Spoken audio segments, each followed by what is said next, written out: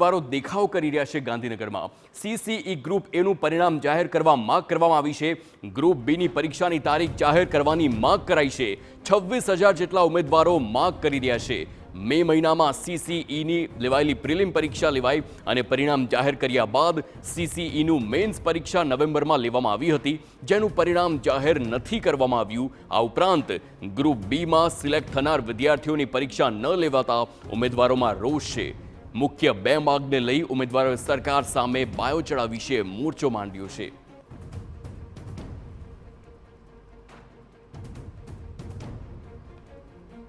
એ જ રજૂઆત છે આખા જેટલા બી સ્ટુડન્ટ આવ્યા છે એમાંથી કે ગ્રુપ એની પરિણામ જાહેર કરી દે અને ગ્રુપ બીની તારીખ જાહેર કરી દે।